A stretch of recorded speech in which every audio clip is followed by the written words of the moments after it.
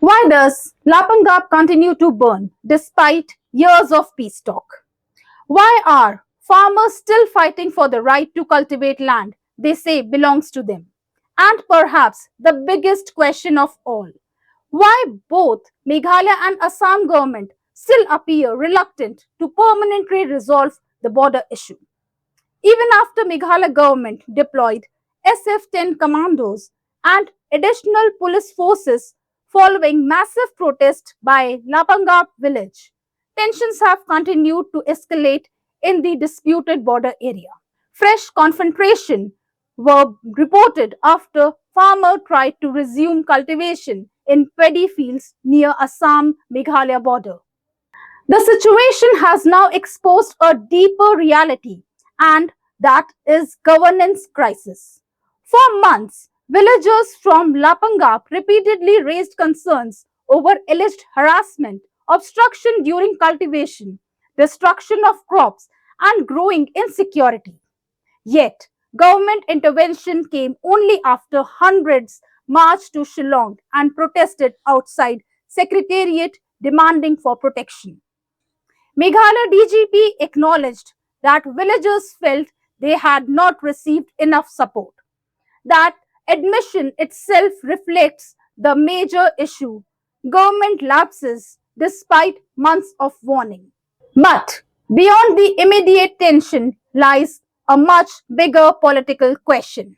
Why are both governments seemingly reluctant to permanently resolve the Assam and Meghalaya border dispute? One reason is political sensitivity. Border settlement are not just administrative decisions. They involve identity, landowners, tribal rights, historical claims, and electoral consequences. Any final settlement risks backlash from communities who may feel they are losing territory. That makes government's caution slow and often more focused on avoiding political damage than making bold decisions. Second, both governments appear more comfortable managing the conflict than fully resolving it. Temporary deployments, peace meetings, and high level statements help contain crisis politically, but permanent settlements require difficult compromises, transparent mapping, and acceptance from local communities, something successive governments have struggled to achieve. And this hesitation has created dangerous cycle. Tensions erupt, forces are deployed, meetings are held, temporary calm returns, and then the conflict resurfaces during next cultivation season. Lapangap is now trapped inside that cycle.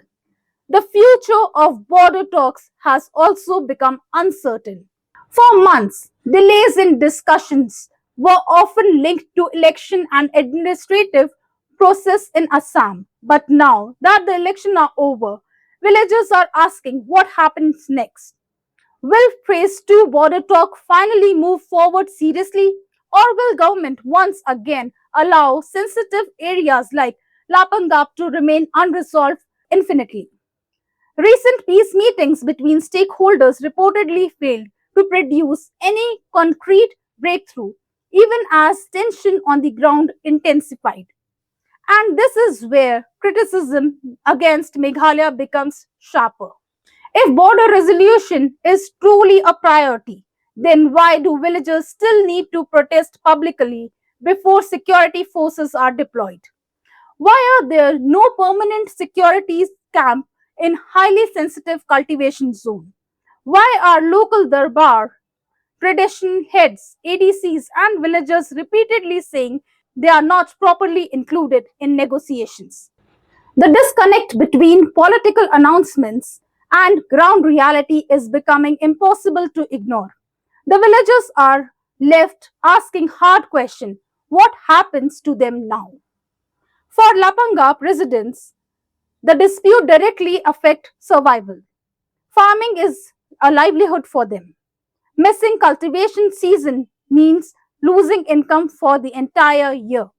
Villagers fear the situation could eventually force families away from cultivation altogether. So, what can actually solve this?